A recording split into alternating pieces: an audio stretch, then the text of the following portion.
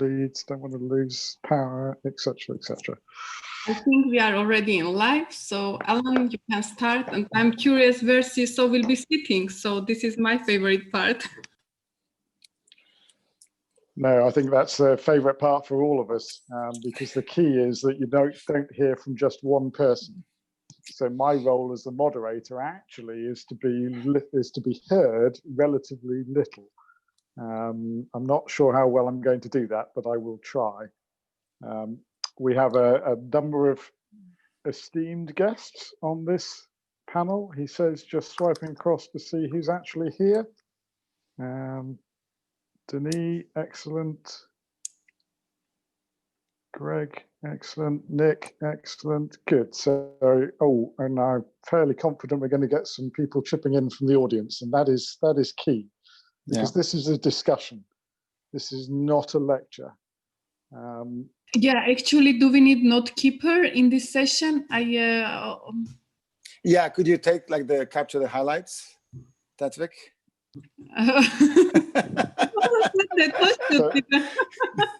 There will be highlights, I'm sure, based on a discussion that we ended up having last night, and indeed that I've had in other forums on this topic. Who is the CISO? How do we become known, and what do we become known for? It is not defined. So we have an opportunity here to put some markers in the sand as to what we collectively think the CISO is about. And I'm trying desperately to stay gender neutral, so forgive me if I slip up, because I think that's one of our other challenges, that the CISO tag has been taken by people in a variety of roles from a variety of backgrounds. And I don't think there is yet an archetypal CISO. There is certainly not an agreed definition for a CISO. And I think there's room for that.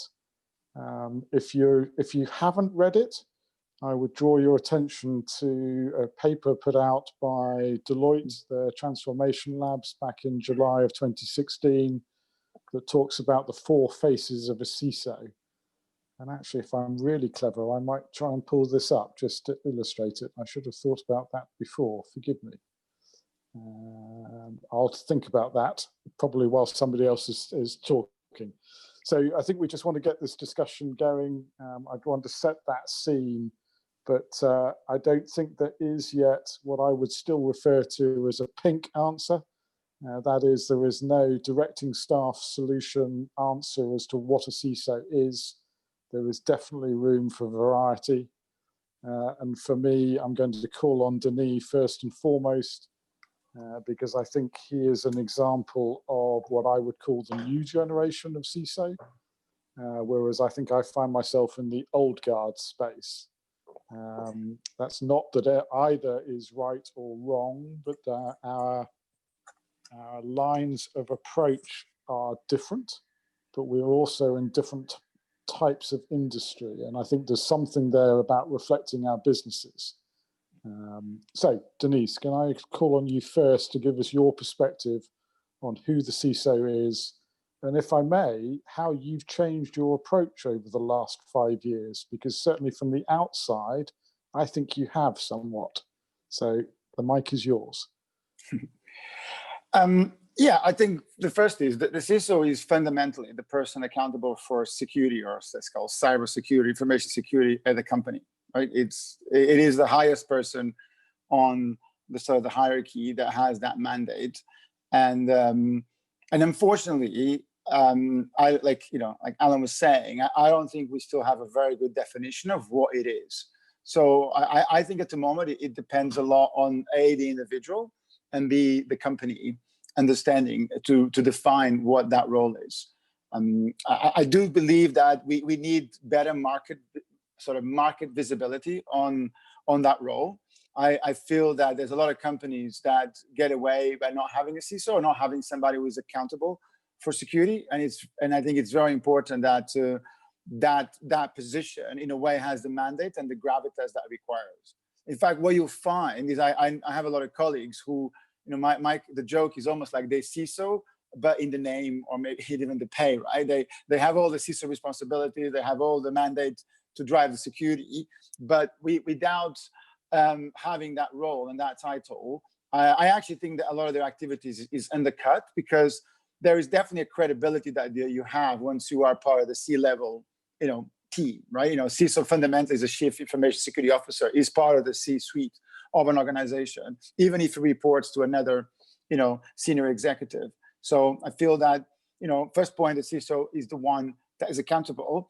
I think that if you connect that with the fact that the definition of a CISO is not very well known, it ends up being a situation where almost every CISO gets to redefine their role. And this is something that I kind of mentioned in the previous call, which is, if you happen to be a CISO in that position, you almost have an ability to redefine your success criteria, and you totally should leverage that, because you should totally understand what the business is doing, what is their direction, what is their objectives, and you should align yourself with it. And then you should set a set of priorities that hit there. And then the challenge that you find is that until the CISO is fundamentally have a seat at the table, and I have a reason why we should be there, and ironically, it's not because of security, at least the security traditional part of it, but until the CISO really has that seat at the table, you find that we have a lot of stakeholders that we have to report. And some of them, we have direct conflict. So one problem is that if the CISO reports to the CFO, you have challenges because your activities might be seen a lot in the views of the, the financial elements. If you report to technology, the CTO, then now you kind of bundle with everything to do with technology, which kind of was one, a couple of experiences I had around that. And that introduces some interesting blind spots and some great advantages. In one way, you answering to somebody who doesn't understand technology, who will fight your corner when, on topics of security. But on the other hand, there's parts where you outgrown that element, and you actually need to also be, challenged directly in a way who you report to, which is very hard to do, right? Because fundamentally, there's a bit of an interesting conflict of interest there. So I think that, Alan was saying, is that I sort of represent that kind of maybe newer generation of CISOs that comes from a very technology background. And I would argue that the right answer for whether a company needs a technology-driven CISO or a business-driven CISO or a financial-driven CISO, it depends on the organization, and it depends on where that organization is on their transformation of security. So we can't view CISOs in isolation, right? There's a massive difference when you arrive and there's no security team.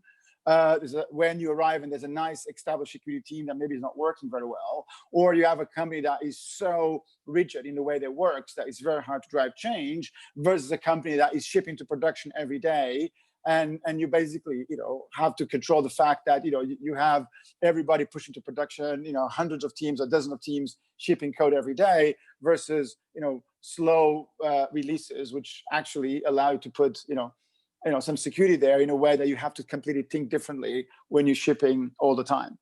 So I think that the CISO role, when you look at it, and great that you actually put that thing there, Alan, is it's a very special entity in the business. And the reason why I go back, I want to go into the point of where CISO should live, and especially at the board, is I would argue that the CISO, basically the one who's leading the security transformation and the one who has access to the security data and metadata in the organization, is the only team or organization inside the company or the group that potentially has access to all the data and all the players. There's no other team that has able to get an independent access to everything that happens, because we in security live in the epicenter, and everything, we are involved in everything that happens, right? You might think that marketing has nothing to do with security, but it has a lot to do with security, not just because they're a great target, but I've seen cases where the marketing department causes denial of service to the organization because of a great promotion that they just launched. So, from there to the finance, to the operations, to what's happening on the ground. So my view is that the CISO, like Alan put there, has to deal at these multiple levels, where you have to have strategy, you have to be an advisor, you are the guardian of what's going on, but also you have to drive technology. But I think that we as an industry still miss a trick, because we don't provide great metadata and visibility to the business that we have access to. So I think we deserve a seat at the table, not because of cybersecurity, although that's an area that absolutely will represent and we'll provide updates on. But I think we deserve a seat at the table because we can be a great enabler and a great driver of change in the business, and we can basically provide visibility into what's happening at exec level that I think is very hard for them to have access to. So I've been tons of cases where I see execs and senior teams making decisions and having opinions, and I can tell you straight away that they're wrong, because in the real world, that's not going to fly. And it's not going to fly because we deal in the real world. We are a team, like I tell my team, we are a gigantic transformation change agents. Everything we do requires the business to do changes. Everything we do requires somebody to do something out there to make a change. And in organizations where the change can break stuff, people get very allergic. So we understand what it takes to push something to production. We understand how fragile certain things are, or we understand how robust and resilient and really well developed and very mature things are. So I feel that's where the CISO really has a great, place to be. I think I'd agree with that wholeheartedly, actually, Dinis. So thank you for sharing that.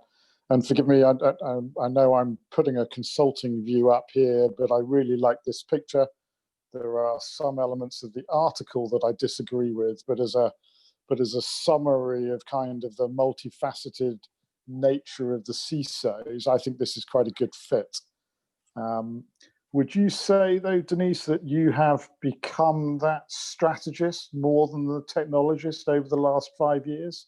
I'm not saying you've left the technology behind at all, but that agent of change that you talk about, I think you're doing that particularly in your current role, but I think you were trying to do that. I think you were doing that in your previous role as well, but I think previously you were doing it more from the technology side, whereas the impression I get, you're doing it more to drive the business because you're aware of the business strategy. Is that fair? So now on my current position, I have something which I highly recommend. And actually, to be fair, there's other places that actually do this, right? In another place I was for a short while, they had a similar structure, which is actually what I really saw the value of it. So I today control both security and technology and engineering, right? And especially IT operations. So the fact I also control development, but or I'm responsible for development. But I basically IT operations report to me and security reports to me. And I have to say that it does wonders for pushing security practices down the organization.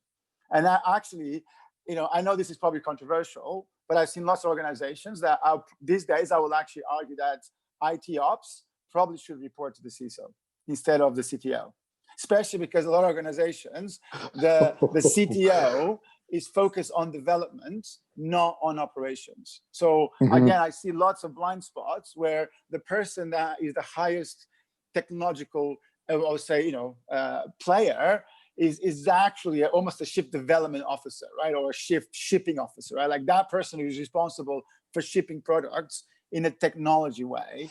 The idea that they also, sometimes IT operations and IT technology tends to be almost like a second priority, to the fact that I remember researching, for example, the role of the CIO, and I found that that's quite an interesting role, because the CIO is almost the one that is responsible for technology as it works, not, are we shipping a product because we're coding it, or we're developing technology, but actually how does technology works in an organization. And if you look at security, that matters for us, because if you don't deploy to FA, if you don't have good operations, that's never going to happen, right? There's tons of stuff that you want to do that without a very strong operational team, you don't get that. But to go back to your point on the strategy, absolutely, right? And I highly recommend, everybody to become a CISO or a head of security, because it's nothing like having the responsibility to really focus your minds. I'm guilty of, for example, overplaying the web application security threats. Right? I'm guilty of falling for the trap of going, holy shit, here's a vulnerability, here's a problem. Look how easy it is to exploit it. Look at how much damage I could do with this. But then, when the response for the whole company, you have to take a step back and going, okay, but what's the risk, right? And can I detect it? And what's the side effects? And what's the mitigation controls? And how does that compare with this one over here, which actually might be less sexy and might be, less problematic, but actually is way more exploitable. And we're already seeing problems. And I have data to back it up that's where the risk or the cost of the business actually is, or that's where the biggest danger to my customers or what I'm supposed to protect is. So I believe I became a lot more strategic, but I do approach it from an engineering point of view. I feel I'm still programming. It's just my abstraction layers are a little bit higher, but I'm still you're programming the business rather than programming code, perhaps. Now, I get that. I'd like to draw in two of the questions that have just come up in the chat, because I think actually they're relevant. Questions there. So the two that just caught my eye were from Naina around stakeholders and potential conflicts of interest. And then Simon's around something I'm quite comfortable with, but the 3 lines of defense model I think he's referring to. Yep. First line in operations, second line in governance, risk and compliance, and then third line being internal or external audit, which is very financial services driven.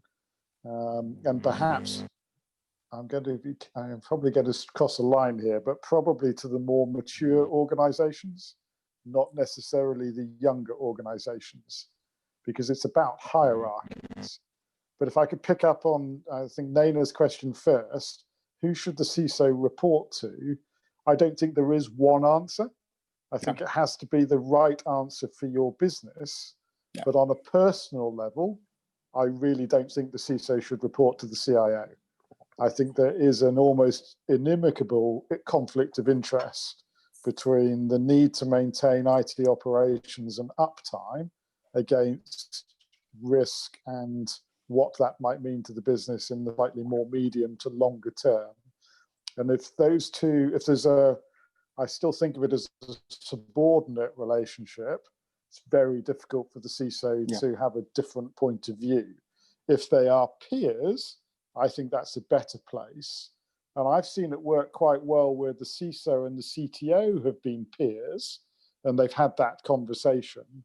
And then there's a third person who acts as the moderator. Now, that could be the CIO, but I'd like it to be somebody other than the CIO so that you get more of a business perspective. That would be my own response to that question. But Dinis, I know you're going to have an opinion, but I'm going to see whether there's anybody else wants to come up with one before I come back to you. So can we go to anybody else want to have a shot at that? Either stick your hand up or just open your mic and chip in. If I need to, I'm going to pick on Simon perhaps to follow up on his question. Simon, if you would. Yes. And please, you're amongst friends here, so don't worry. No problem, Alan. It's only being recorded. It's all right. Yeah, exactly. It's only very, very public. No, as you say, reference to the first, second, and third line of defence. I think it's very familiar to those in financial institutions because it's required from a regulatory perspective and has developed quite a lot over the last 10 to 12 years. But I sense some changes in that model as well, in that the second line of defence are doing quite a lot of work to bring together different types of risk and have recognised that risk has been sitting in a lot of silos, whether that's compliance or privacy or technology risk, all sitting in their own silos, and the CRO is having to incorporate cyber into that, but also reconcile the fact that cyber is so systemic across all of those other risks and acts across all those other risks. So there's almost like a speciality developing in those who are able to bring together those different types of risks in a way that the board can understand, hence perhaps driving that CIS or CISRO, I think quite a lot of banks call them, specialty. I think that's a very valid point, Simon. I actually, a former Air Force colleague of mine actually moved from a CISO role at a bank into the CRO role, and has just taken up a second similar position in another bank. So I think there is that progression from CISO to CRO, but I think actually, there's, and this is going to sound slightly odd coming from me, but I think there's a slight danger to that Dinis just illustrated, because you kind of bring your baggage with you, that security focus. I would be concerned that that's not a broad enough look for a CRO, because there are business risks that are not necessarily cyber and not necessarily security risks. And let's also just remind ourselves that risk is not always a bad thing. If we've got a resilient organization, which should be what we're striving for, there is an argument that says you can take more risk because you can take the noise that comes with it. But that's probably a topic for another day. Dinis, do you want to come in on that at all? I was about to say come back on that, but do you want to come in on?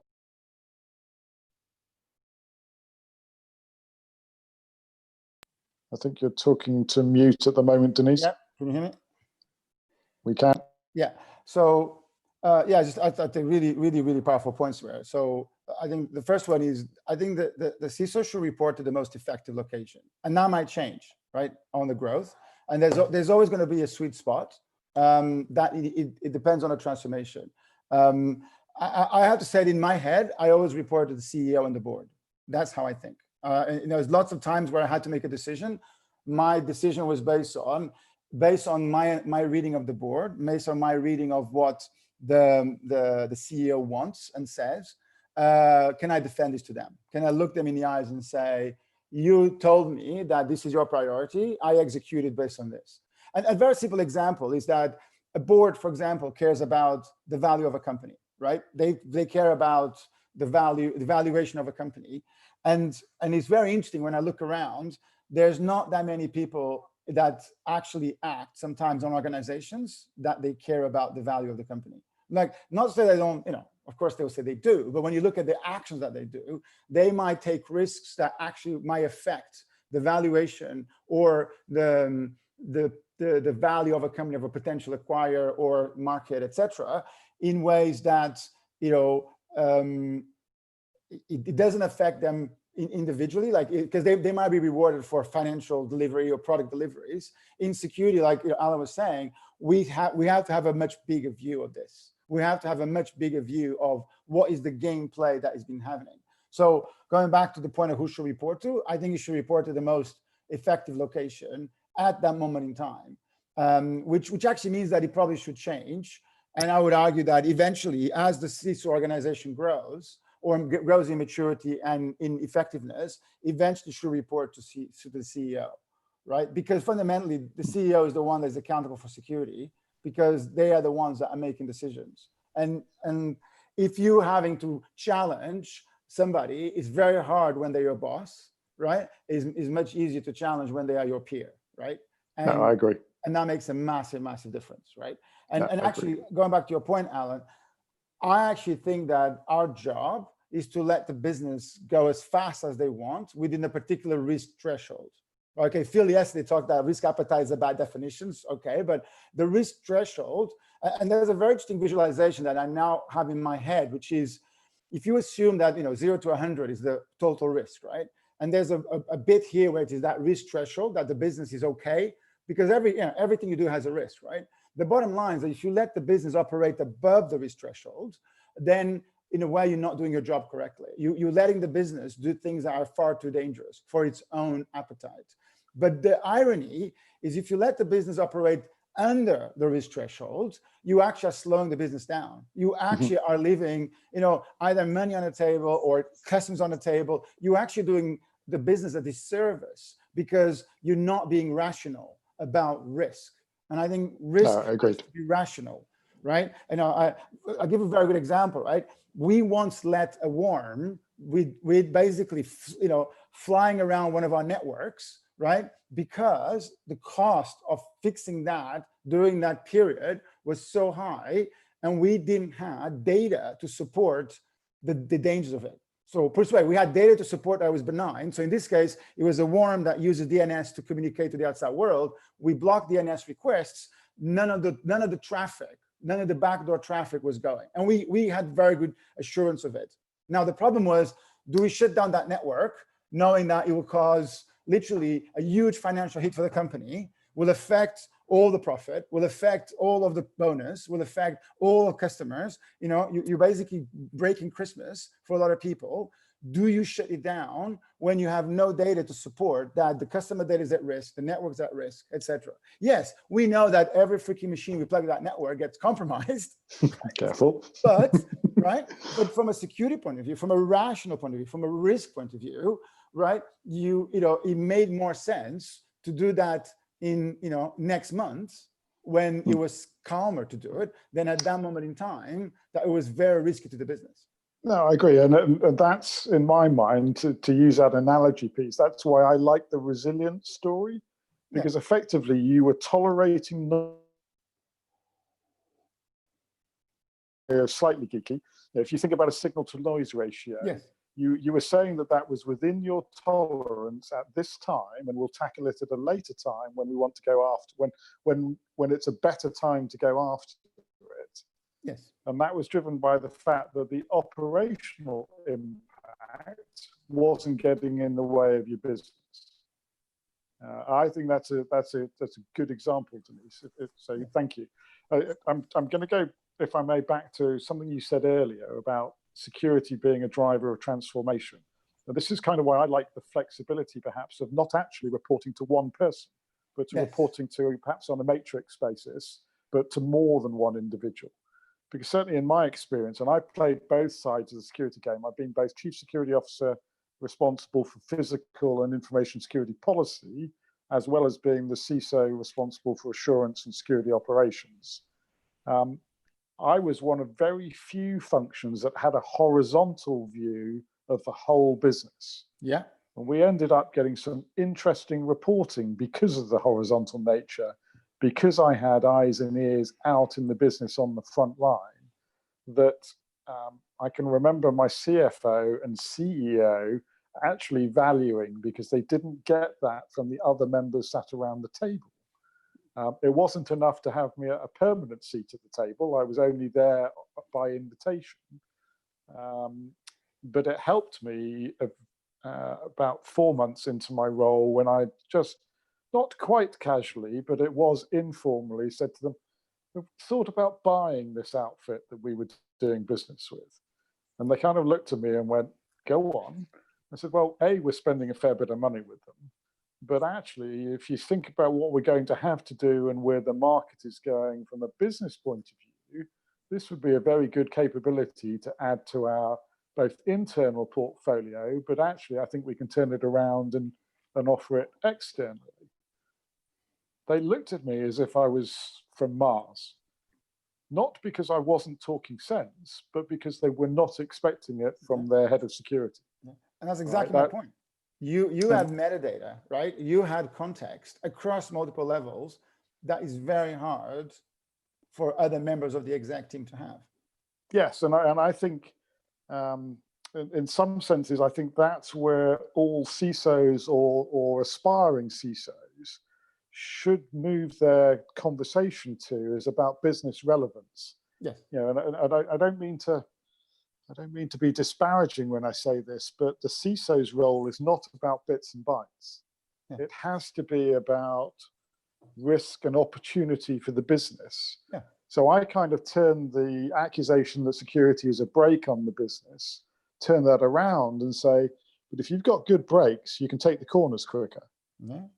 Right? It's a racing car analogy. It's I don't know, I'm sure lots of those on the call have been in sports cars, but if you take a road car to the track and then sit in a sports car on the track, the acceleration is different, but not greatly different. What's really different is the braking power in a sports car over a road car. That's what allows you to take a corner quicker, and therefore your lap time increases significantly. It's not about accelerating quicker.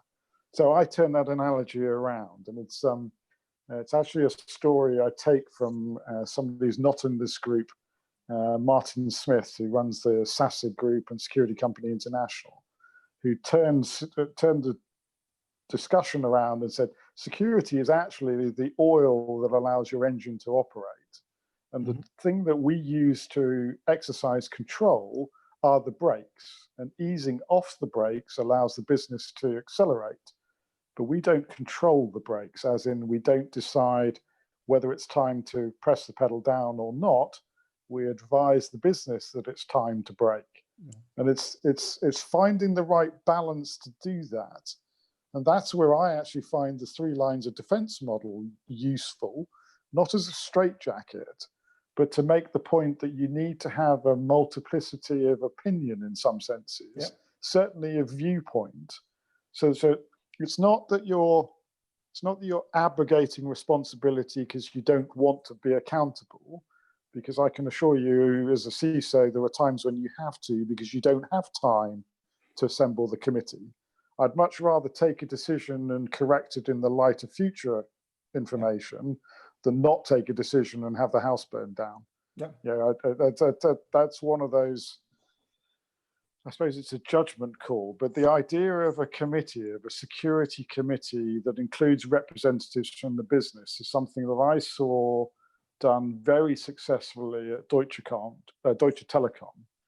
Somebody who I still watch and admire, a chap called Volker Wagner, who's not a security, or was not a security person by background. He was an internal auditor.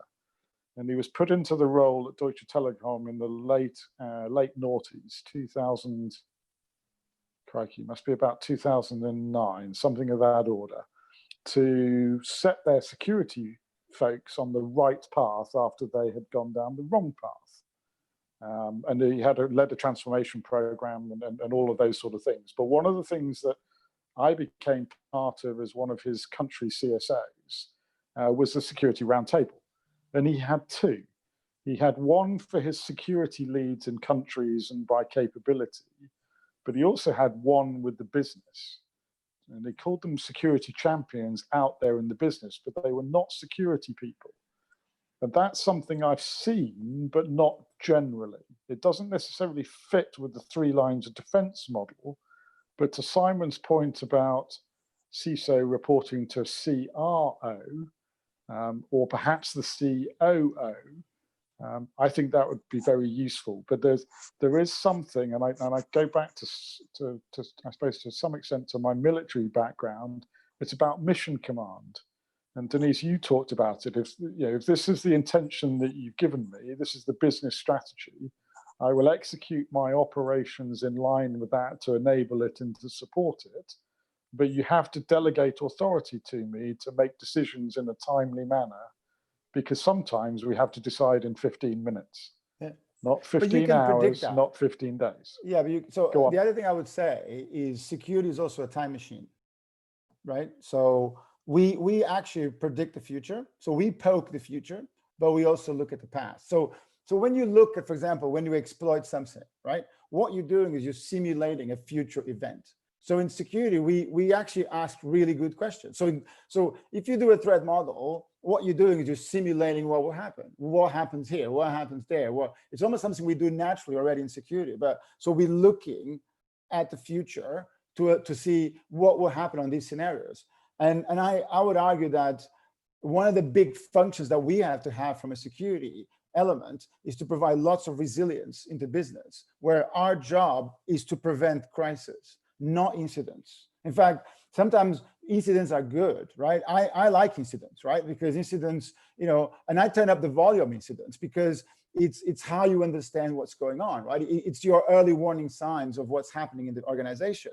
But it's very important that we provide that ability of the business to respond very quickly on what's happening. And in fact, I would argue that the more mature you are, the more playbooks you have, the more you're transforming handling of security incidents as almost BAU, and the more you delegate to the business. So it's interesting because when you look at it, having a big security function already represents an organizational failure.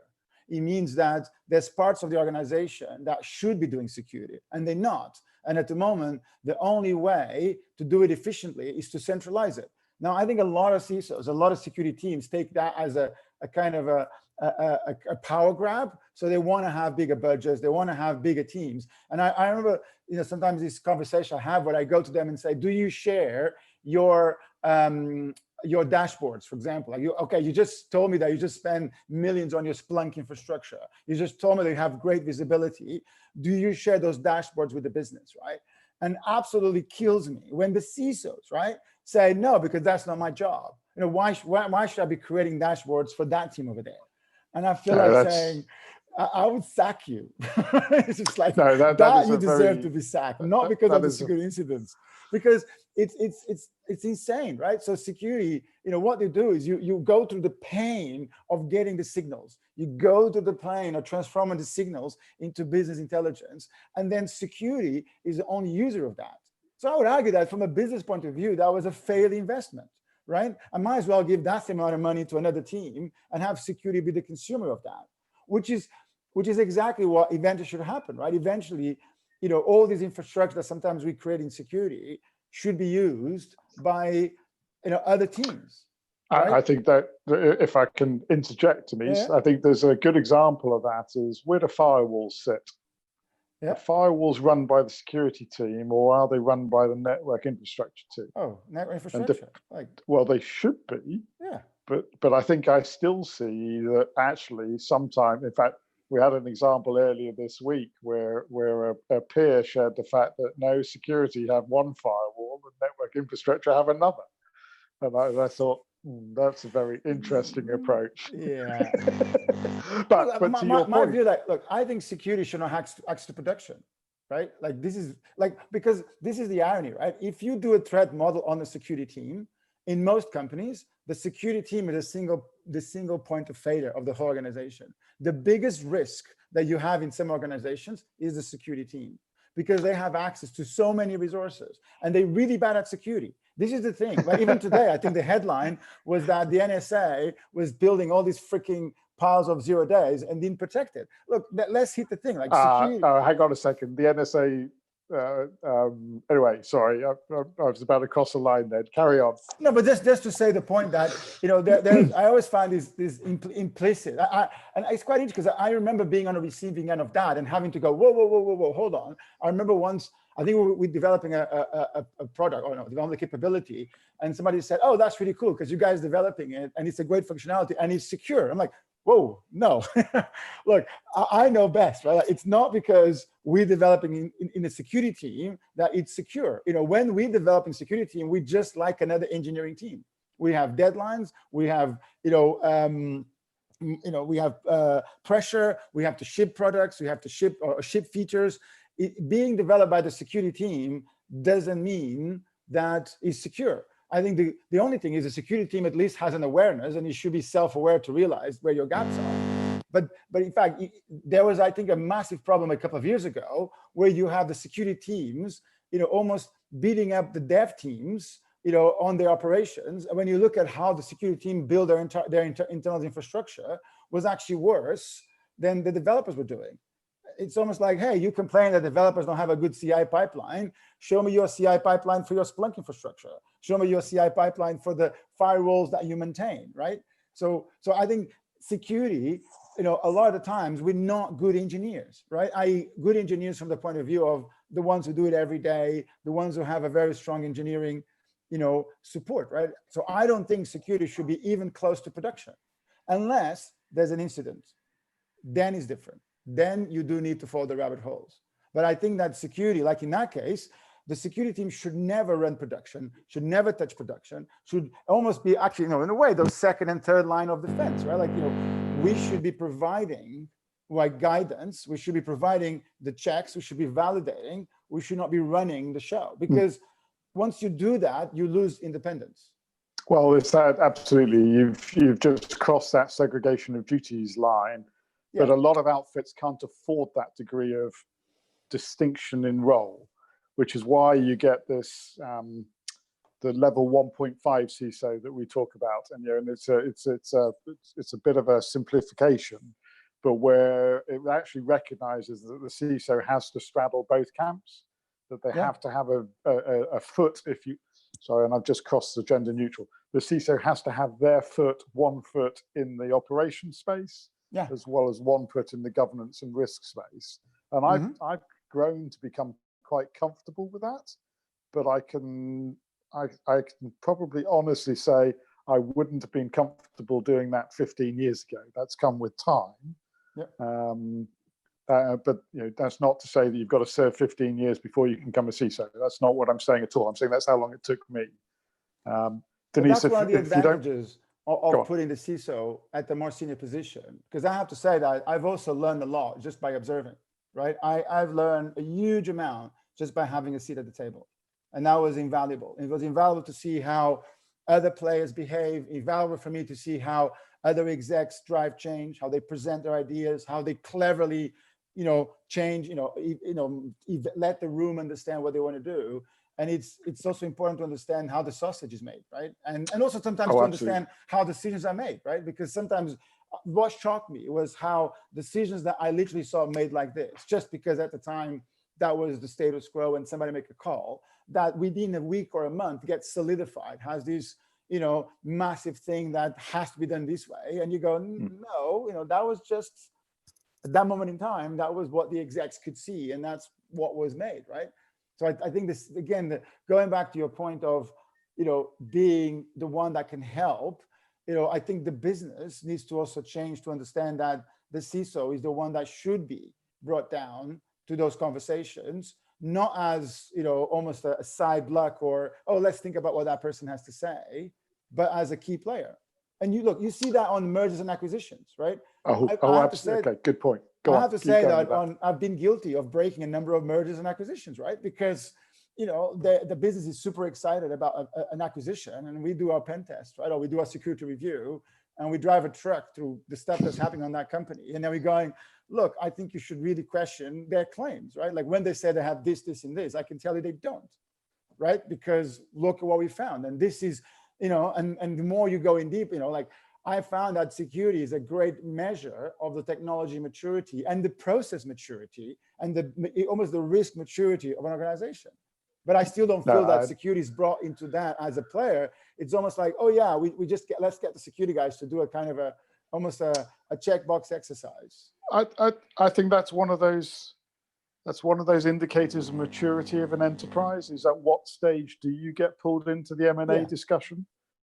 I can remember, there's a story that goes with this, but it's one of my 3 strategic successes when I was CISO at a FTSE 100. Was the second one was where I got drawn into an M&A discussion, because these are inevitably quite close hold, very business sensitive, particularly if you're the one doing the acquiring, but to some extent even more if you're the one being acquired. But I was on the acquiring side.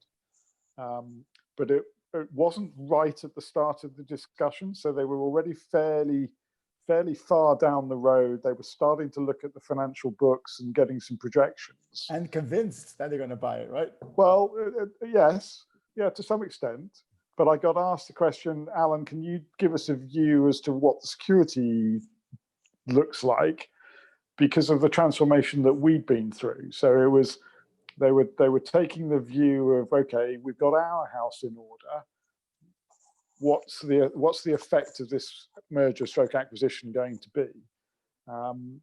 And we came up with some interesting results. It did not break the deal, but I did get some contingency money set aside to sort the acquisition out before we connected them to our corporate network, because of some of the things we found.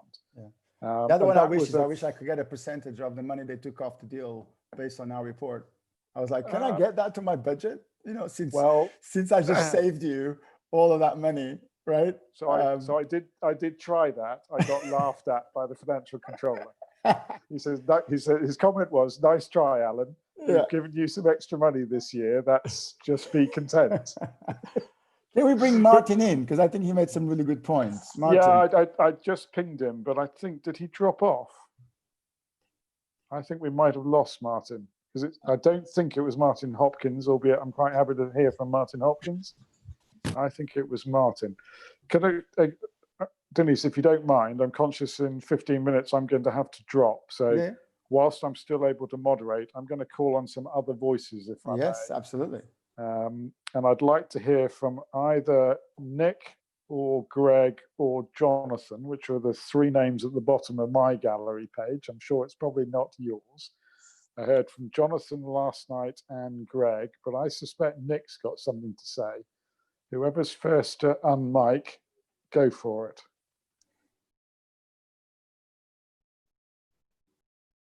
And here we're testing as to how much they're listening.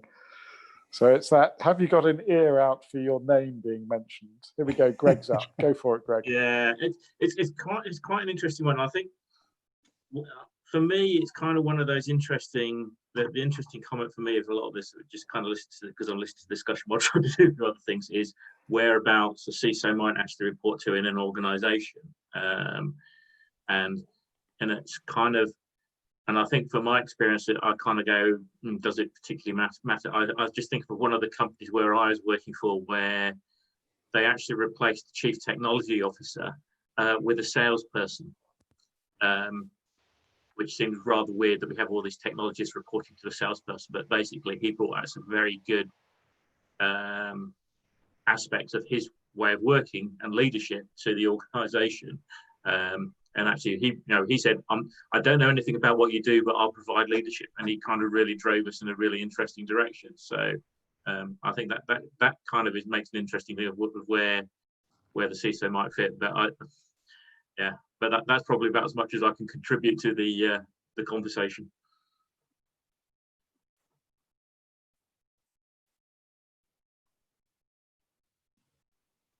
All right.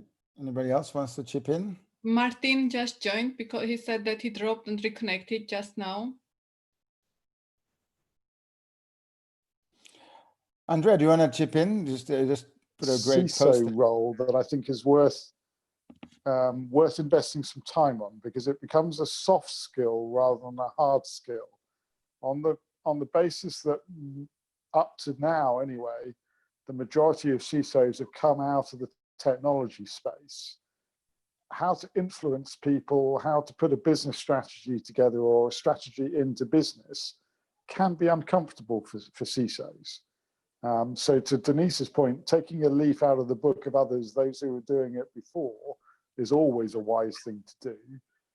And I think it's quite an interesting one, putting a salesperson in the lead of the technology piece, but it's not dissimilar to Volker Wagner as an internal auditor coming in to run security, but at least he was familiar with process at least. I'll stop there, but I would like to hear from Martin. Martin, if you'd like to come on. Can you hear me? Mic or unmute even, because you were I think talking I'm about unmuted. responsible security of the business information systems.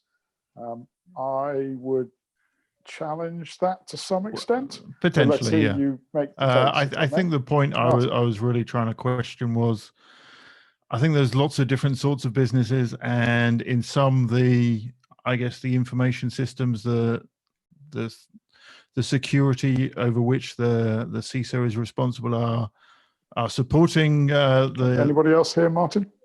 We can hear. Okay. They're supporting the value chain rather than being primarily in the value chain. Yeah, I can hear Martin. Okay. Can you, Alan? Yeah, me too. Ellen?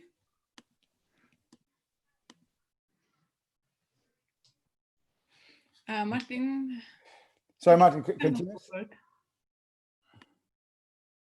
A lot of noise. I'm gonna try something. I can't hear Martin. Can anybody else hear Martin? Yeah. Yeah, that's weird. I can. I can hear him. I don't know what that's about. Okay, Martin, I think you're having mic difficulties. Let's give you a chance to resolve that. Alan, can you hear me? And if we could Alan, Simon back into it. I think it's you, Alan. Question in the mic, Wait. in the chat, sorry. How does the business hold the CISO to account? So I think that's quite a. Can you hear us, Alan?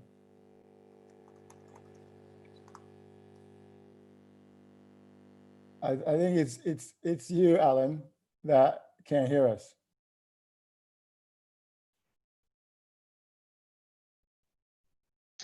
I agree. Yeah, that was funny. So Martin, I think we can go back to you because we can all hear you. So I think it was just Alan's microphone that dropped. I'll turn my microphone back on again then. Yes, no, we can hear you It's perfectly. perfect. You can hear me perfectly. Yes. I don't know what was going on there. So yeah, I was Late just really testing. questioning around, you're talking about conflicts with the rest of the sort of leadership team, and I was just proposing that maybe some of that relates to the nature of the business. I mean, obviously, Dinis, you're in a role where you've got the technology and the engineering and the security, and you're responsible, I guess, for the security of the internal facing systems and the customer facing product. So the main value chains as well. And in some businesses that causes a conflict between, who owns the security of the product versus who owns the security, I guess, of the supporting functions, supporting infrastructure and information systems. Yeah. And another interesting question would be that, do you have, first of all, I think it's important to understand that everybody will have conflict of interest, right? There's always going to be a conflict of interest somewhere along the line. But who has a bigger conflict of interest, for example, in that case, the CISO or the CTO? Just so you know, I'm back. Can you hear us? Yes, I can. Can you hear me? Can you Go hear ahead. Martin? Go ahead, That's Simon. most important. I missed Martin. I could see his box flashing, but I couldn't hear it. My apologies, folks. All right, cool. So Martin, I was talking about the conflict of interest between, if somebody is controlling the security of the internal network and the external networks, right? But that conflict of interest also happens in other parts of the business, right? Especially when you have, for example, if you have the same one reporting to somebody. It does, and I think maybe that comes back to the second point I dropped in the chat there that I now can't see because I disconnected. Around a lot of the time, the security team think they own the risks, and they don't own the risks. They're not the risk owner. They're providing a service to the risk owner, and that's where coming back. I made that point as well when you were talking about the dashboards, and it's of course you're going to provide it to them. You're providing a security service to the business. It's that person's risk potentially that you're mitigating. And actually, there's an element that I actually remember spending quite a bit of time with my team, and I underestimated initially the emotional impact. I saw lots of security professionals taking risk far too personally. Like I was trying to after a while understand, why is that person so stressed? Like that security professional. Why are they so on the edge? And then I kind of start to realize that they almost take ownership of the risk, and they feel that if the business doesn't do X, they failing the business because the business is maybe doing more stuff that is riskier than they believe. And I found that eventually it becomes quite destructive. It becomes quite a negative thing because you have security professionals that are really stressed, right? And it really affects their quality of life, affects how they approach to things. And the reality, just like you said, Martin, the security teams are a risk transmitter, right? Like, we didn't choose to deploy that. We didn't choose to make that call. We didn't choose to set up a team that doesn't have security budget or security understanding or is pushing to production in a week versus a month, right? We didn't choose to acquire that business. So we shouldn't be buying the risk, right? We should be connecting the dots and going to the business owner and saying, hey, your decision has these side effects. Now you have to accept that risk. I 100% agree, Dinis, and I think this is perhaps it's something, because I see this as a lot in the testing sphere, and perhaps it's some people haven't necessarily caught up in the security sphere. Is my job as a tester is to provide information about the state of something, and I think that's one of the key parts of the security elements of an organization, is providing that information, not actually to be the owner of the actions and responsibility for it. That's down to somebody else, and I see the same in some of my testing colleagues, that they get really stressed up about, we're the guardians of this, but generally it's not it's not our decision. So you need to kind of step away and say, this is not my decision about this, so therefore I'm not going to get stressed about it. I will do my professional best to provide the best information to allow a decision to be made. No, Greg, I think I'd agree with that. I would, however, say that it has to be more than just providing information. So for me, there has to be an element of analysis and recommendation on top of that to advise the business. not just about why they should do this over not doing something else, but it's giving them a range of options with consequences. It's a classic, if you want an organization to change, doing nothing is an option. You might not like it, but it is an option. You have to give at least two other options. Yeah. One which is perhaps more costly or would take longer or would be more far-reaching, and a lesser one, but it still moves things forward. But that personal ownership, because they think they're the risk owner, I've seen others do that. I've probably been guilty of that in my past, and there does come a point where you learn to accept that actually you're the advisor, that you're not the decision maker necessarily for the business. But sometimes you have to fall on your sword and say, no, I can't live with that.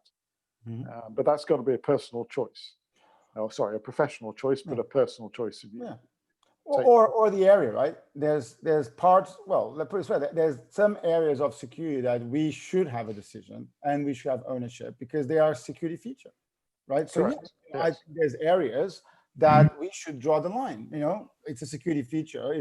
If we ask to provide a security feature, for example, for two-factor authentication, hey, we should have a very strong voice, because if somebody's, who's going to be, in a way, the validator of is that thing secure? Fundamentally, it's us, because we are the security experts, right? There's lines where we have to say, well, that's my line. I think most people confuse that line with everything that the business does.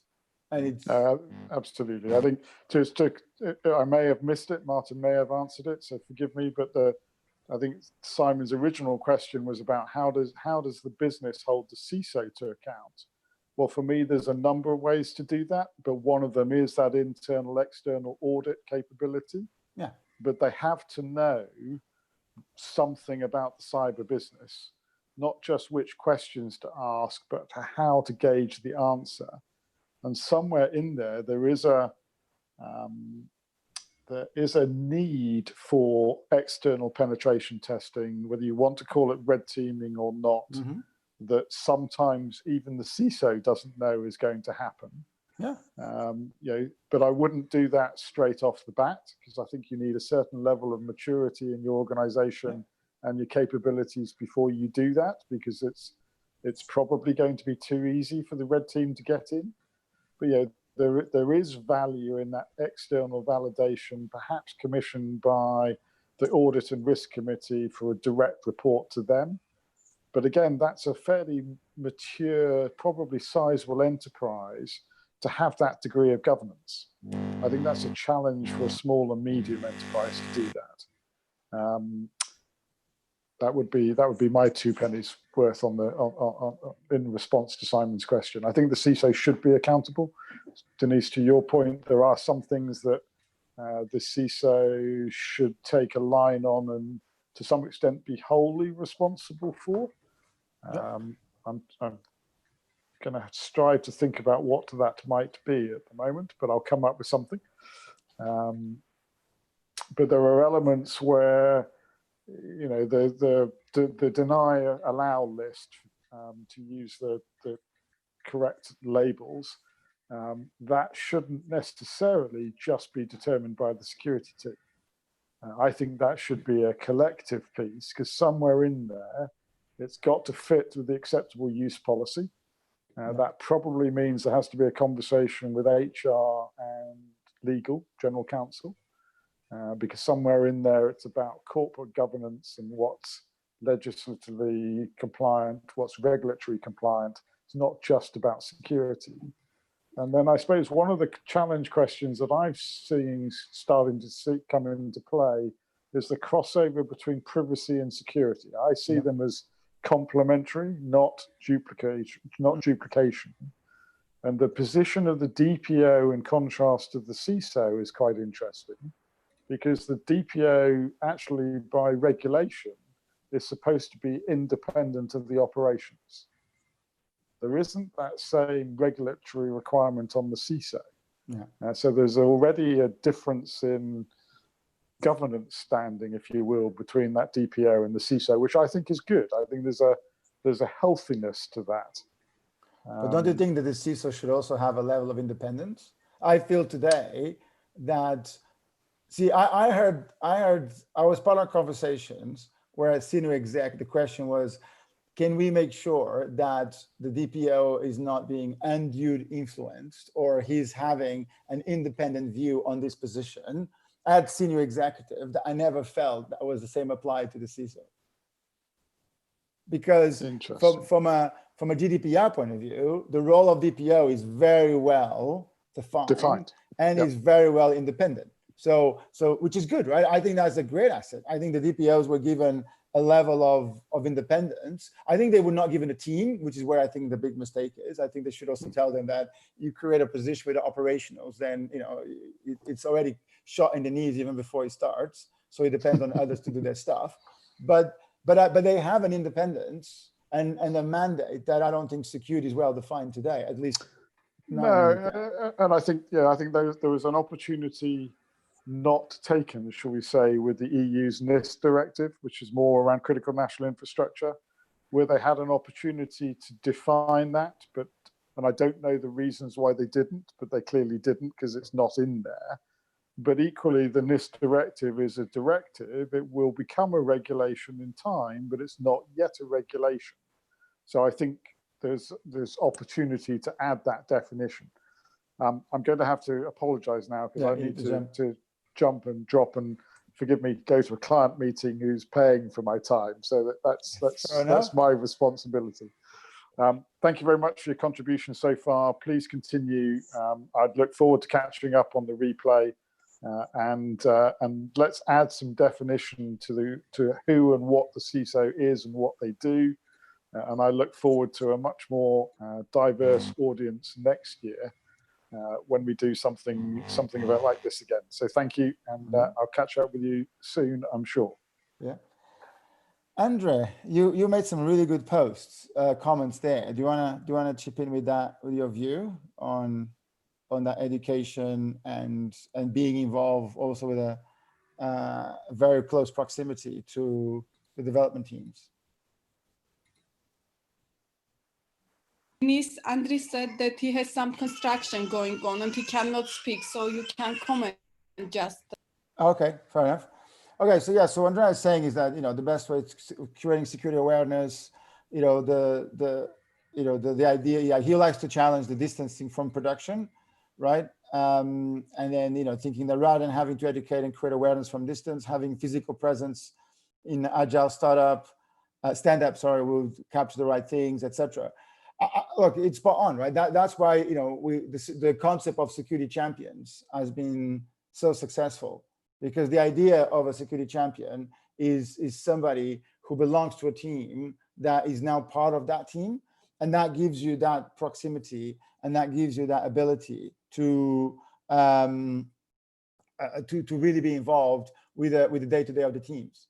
And you're right, like mandated security from the top down doesn't work. In fact, the reason why I'm so passionate about graphs and connecting the dots is because when you graph your world, you gain more than just the ability to understand the connections. You gain the ability to scale at creating almost mass personalized messages for your target audience. So, for example, if you look at a simple activity as developer security guidance or coding guidance for developers, the reason why it hasn't been done very effectively in at least in a lot of places is because you cannot expose a developer organized team to, for example, C# coding practices.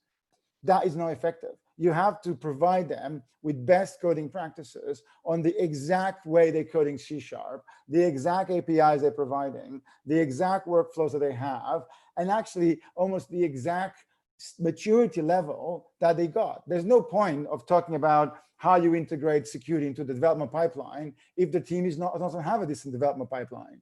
On the other hand, if a team is already shipping to production with a great pipeline, to talk about things you do, in manual code reviews or checks, it doesn't scale for them, because they, at that moment in time, they will want to know, how do I put that on my very mature pipeline?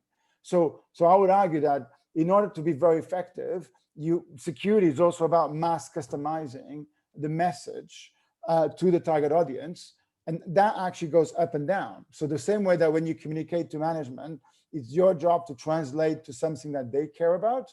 It's the same way that when you communicate with the developer teams or the engineering or your peers, etc., is your job to translate that into their world. And the reason I like about graphs is that it allows you to scale the automatic generation of content and the automatic generation of something that is relevant to the target audience, which is also why you have to invest in engineering for the security team. So we go heavily into Jira, into Slack, into Slackbots, into automation, into Jupyter notebooks, into providing all sorts of automation, because that's the only way that you can scale. And that mass customization is actually super important. So I hope, Andrea, I hope I hit your point on that. And let me take a look at other questions we have here. So Simon says, we talk a bit about the responsibilities of the CISO reporting, reconciling risk tensions on the board, but their responsibility to hold the CISO to account. Yeah, look, fundamentally, when you present to the board, and I have to say, look, there's one thing that I really have a dislike, which is, and there's a couple of mentions already in this conversation and early on, that I really don't like this idea that the board, is almost, you have to dumb down things for the board, right?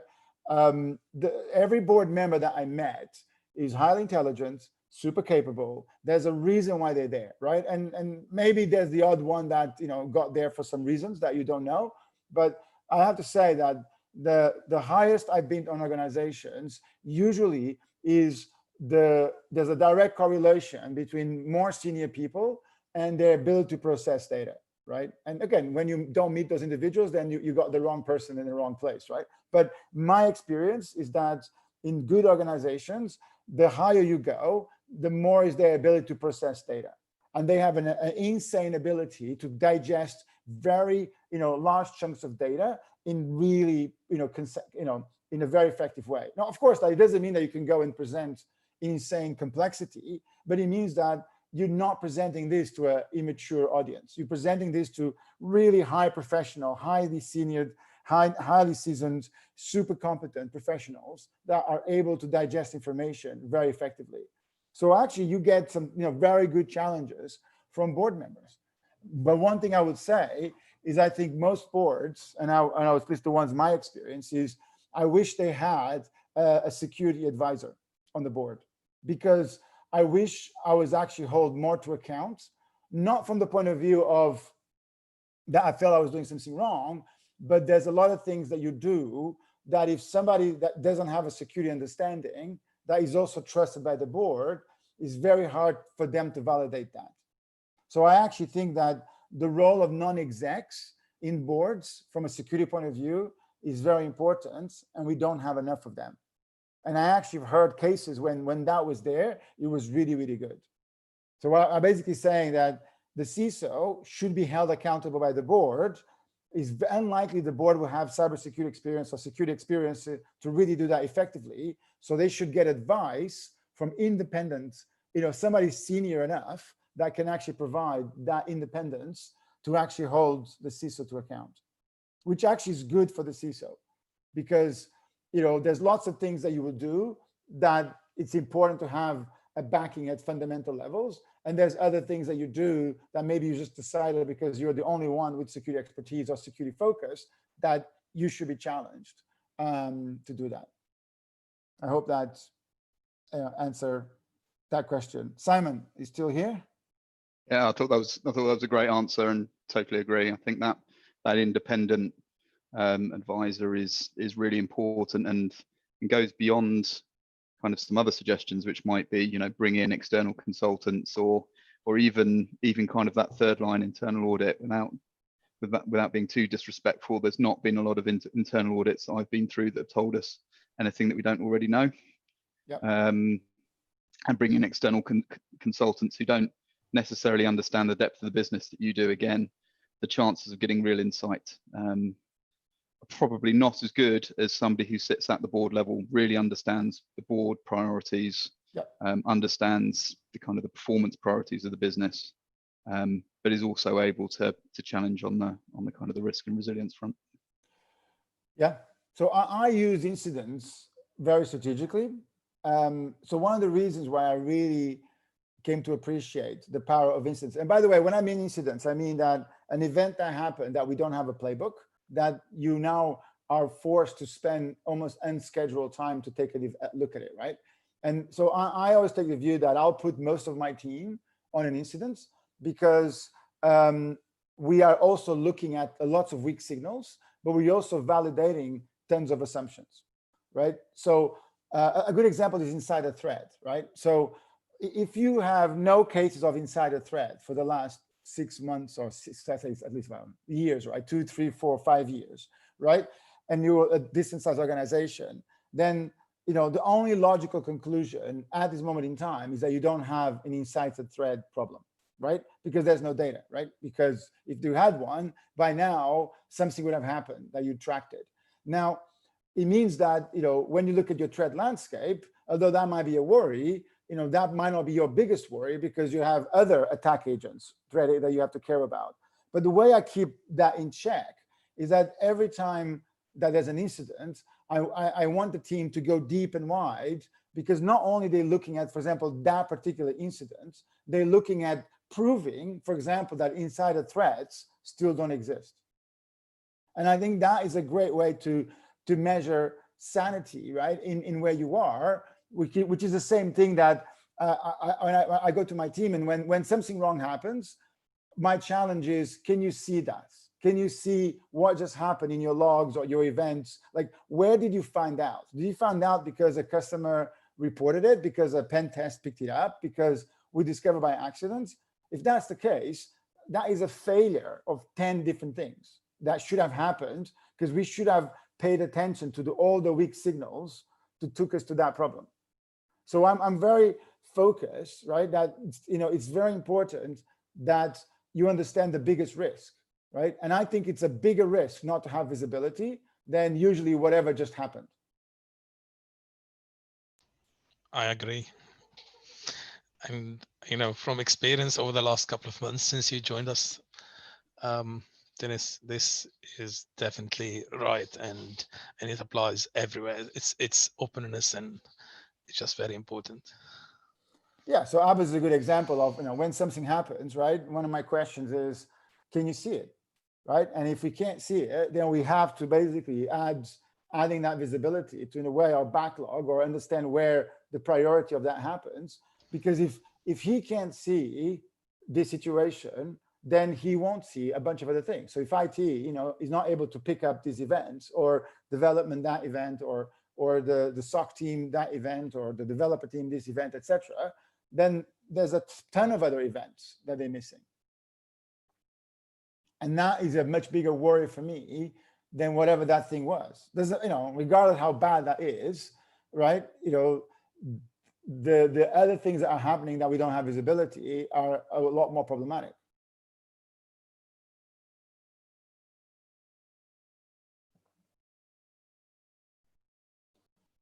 Cool. Any other questions you guys have? Actually, in that session, there was different topics that we should cover, and one of my favorite should sit this person. I think still not covered. Which one? Where should sit this person? Well, the CISO. Mm-hmm. Yeah, I think we cover a little bit in the beginning, right? I think it depends on the visibility that it provides.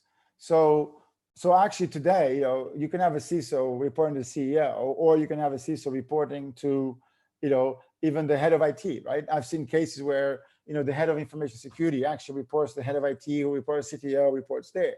So ideally, you want it to be at the place where it's the most efficient, right? That's what you want to see, right? You want the CISO to be in a place where it drives efficiency, from the business. And efficient means that, it's also, I guess maybe another way to do this is, it should also be reporting to a place where it's defending, again, what the CISO needs to do from a kind of a corporate point of view. Okay, that's also very important. And Dinis, like just final recommendation, because there was also discussion about internal, external person of this position. What is your the most recommended should it be internal or external, or how this security specialist will be located? Well, I think, yeah, especially there, like you have to have somebody who's accountable for security, right? And now some businesses might not be big enough or require a full-time CISO, but they should definitely have somebody. So there's a lot of interesting now part-time CISOs and CISO as a service, or there's individuals who are like they CISOs for 3 or 4 organizations, which is great, right? So there's no reason why you cannot have somebody that you hire, just to do that role. The important thing is to have somebody in the business that is accountable for security. If nobody's accountable, it really you struggle to make it happen.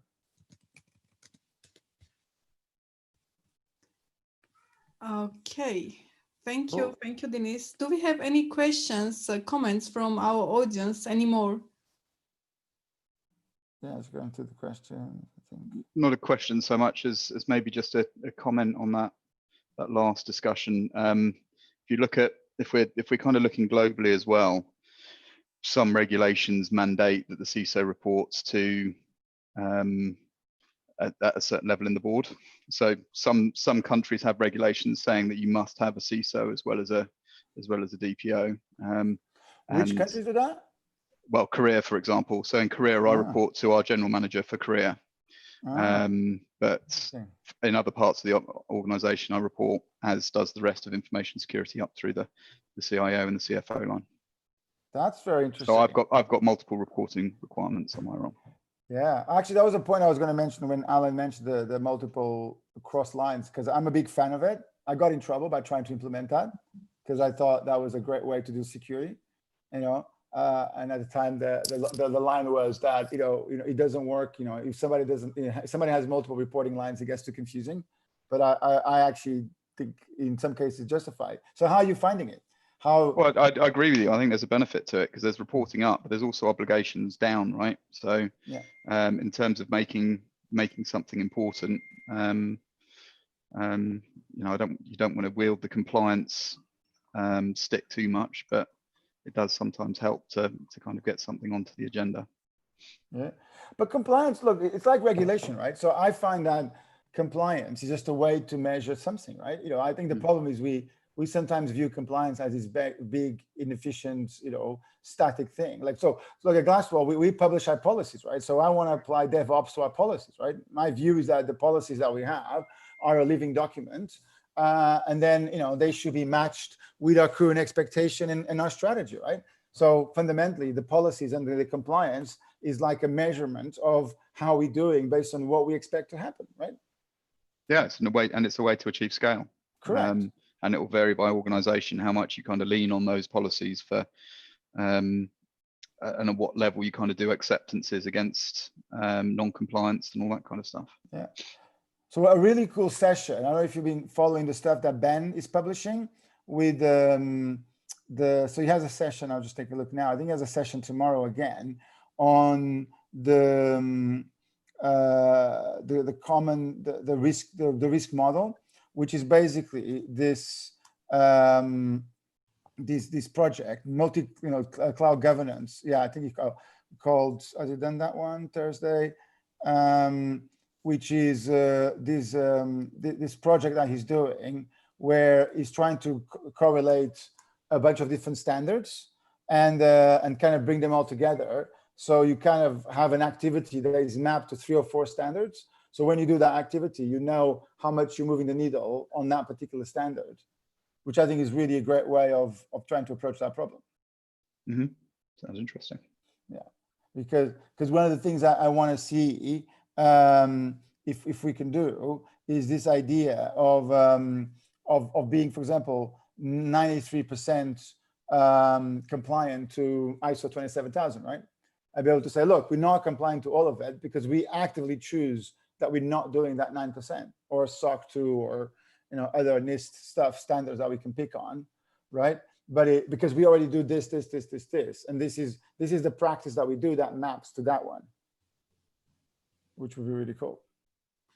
Simon, your question has been answered. Maybe I have missed it about, you mentioned that we talked a bit about the responsibility of the CISO reporting in concealing risk tensions on the board, but not a lot about their responsibility, ability to hold the CISO to account.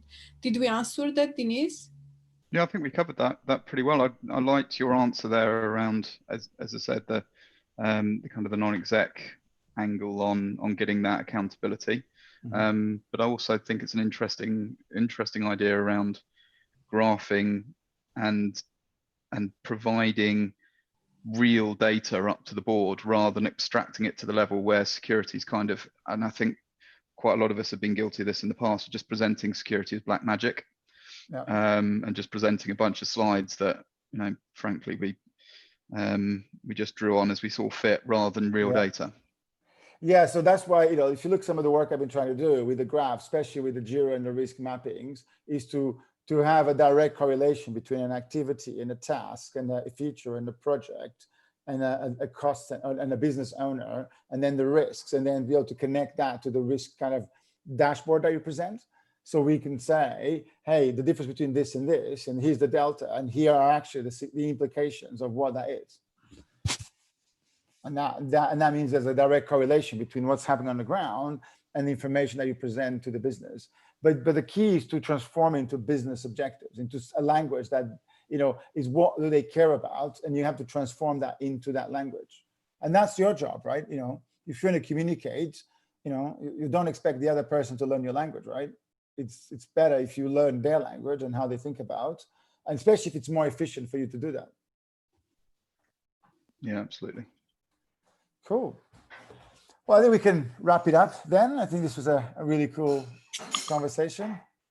And thanks for everybody's time. And I hope I see you on the other summit sessions.